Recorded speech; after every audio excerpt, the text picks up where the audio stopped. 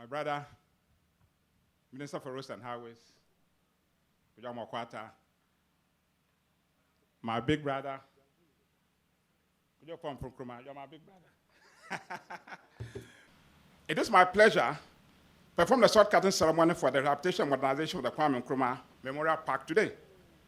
The current status of the park, which was built in 1992, is not attractive to visitors and also not able to generate sufficient revenue to sustain and maintain the park. Over the years, governments have not been able to support the park with adequate budgetary resources, and this has contributed to a state of deterioration. It was therefore found expedient to close it down and ensure a complete rehabilitation and modernization.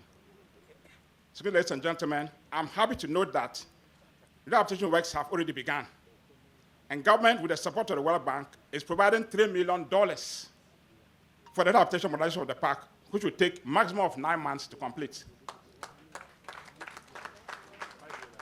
Maximum 9 months, but we intend to finish it by February 2023. It should be completed.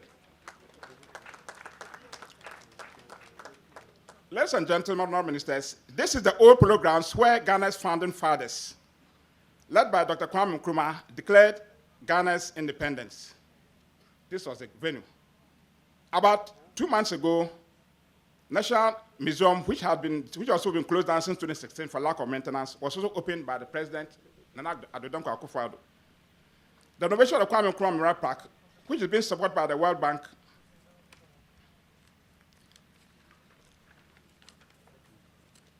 would entail the total rehabilitation of the Mausoleum and museum, the building of a new presidential library, a new training center, a new restaurant, VVIP lounge, an artistic freedom wall, and a music and light foundation to boost tourism at the park.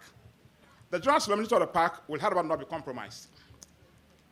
When completed, the park is expected to create additional 50 jobs and many more indirect jobs for the youth of this area. The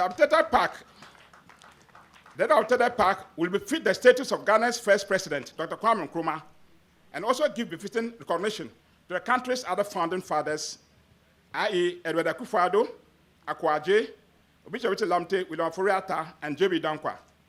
It will further concretize the Pan-African Triangular Center, that is George Padmore Library, W.E.B. Du Bois Center, and Pan-African and then Kwame Nkrumah Memorial Park, thereby consolidating Ghana's position as the foremost center of Pan-Africanism and diasporan research.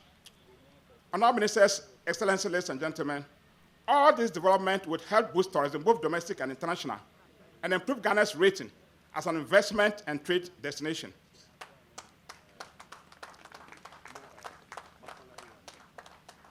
Tourism, arts, and culture has the potential to contribute significantly to national development and job creation. And I want to assure all Ghanaians and the international community that the rehabilitation and modernization of the Kwame Nkrumah Park will be done expeditiously so that the park is open by the time we are celebrating our independence, March next year. Ladies and gentlemen, the struggle for Ghana's independence, for which Dr. Kwame Nkrumah and other founding fathers committed their lives, need to be complemented by sustained economic development that will engender access to education, good health, and decent jobs for our people. Arts, culture, and heritage must no longer be viewed as limited to the expression and display of customs and practices and values passed on from generation to generation, but as a powerful set of tools and forces of creativity, skills, talents, with the potential to create wealth and prosperity that can bring about realization of economic power for Ghanaians. Before the COVID-19 pandemic struck in 2020, the Kwame Nkrumah Park was registering an average of 98,000 visitors annually. We anticipate that the number of visitors to the park will increase to about 400,000 for rehabilitation, thereby creating a lot of jobs and wealth for the people. This will require that we put in place a strategic plan to promote the park locally and internationally. The launch of the Year of Return, Beyond the Return, and the Destination Ghana events by President Akufo-Addo have helped to position Ghana as a destination of choice among historical and African diaspora. With the ease of COVID-19 restrictions and the resumption of international travels, we're anticipating about 1 million international arrivals this year, with the corresponding tourism receipts of $2 billion US by close of this year. We therefore need to enhance our customer care orientation, which requires that all players along the tourism value chain be customer focused, so that we have repeat tourism. A delighted tourist, whether local or international, will not only visit again, but also encourage others to visit Ghana. We cannot rely on the export of cocoa and gold alone to support our national development.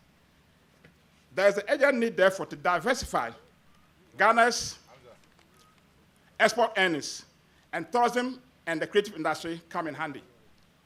Ladies and gentlemen, earnings from gold and cocoa do not exceed $4 billion per annum.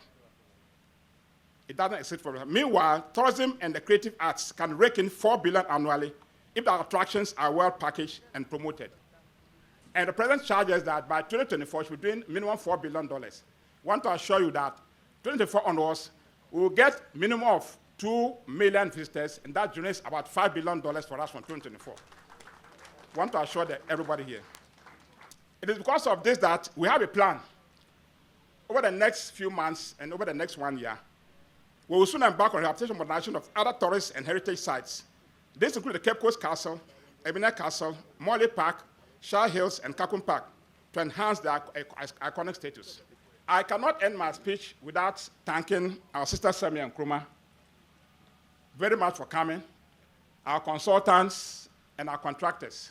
And I want to assure all of you that come next year, Kwame Nkrumah Park will be very different, very modern, very attractive, and to attract minimum 400,000 visitors, and the money that generated also quadruple. This helps create jobs for people in Accra and Ghana, and make Ghana a tourism destination for the world. Thank you for the opportunity. It is immensely important and that the entire nation should hear about it. And we're happy that you've invited us to be part of it. I'm very sure that when we are done with the ceremony today, it will not be out of place for anybody to ask that in the midst of global economic hardship affecting all countries, including Ghana, in the midst of difficult times, why is the government of Ghana developing a program to refurbish a number of tourism sites across the country? Why is the World Bank supporting this program to refurbish a number of tourist sites across the country? It will be a legitimate question, and that question must be answered. Because if you've noticed, in recent months, we are refurbishing, under the leadership of His Excellency the President, and under the administration of Minister Awal, we are refurbishing a number of tourism sites and tourist infrastructure across the country. It's a deliberate exercise aimed at achieving a specific purpose. Tourism is the third largest contributor to economic activity in Ghana.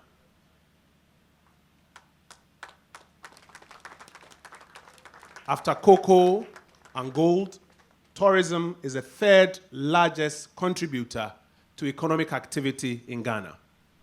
If people will get jobs, if they will earn incomes, the third largest part of our economy that ensures that that happens is the tourism sector. To ensure that the tourism sector blossoms, it is important to, among other things, invest in developing tourism infrastructure so that the kind of sites and facilities that are available for people, first from Ghana and second from all over the world, to visit and to experience pass the mark. And then when those sites are developed, it's important to develop a lot of programs that attract large numbers of people to these sites. As they come, the people who work in these sites, of course, have jobs. As they come, the people who provide ancillary services around these sites have jobs. The people who provide transportation in and out have jobs. And so tourism is critical in boosting economic activity. And that is why, especially in these critical times, when it is important to get the Ghanaian economy and the global economy back on track, the Akufo-Addo administration believes that investment in tourism is key because it will help grow the Ghanaian economy a lot more than we're experiencing today. It's a deliberate act to achieve a specific purpose. We want to thank the World Bank for sharing this vision and for supporting Minister Awal and the ministry with the financial resources to make this happen. To the contractors, this is a project that is financed already, and so your timelines must be your timelines.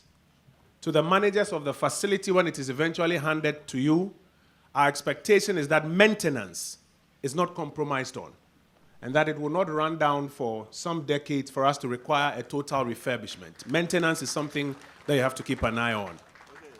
To our colleagues in the media, our prayer to you is that you develop innovative programs that attract thousands of people, not just to this site.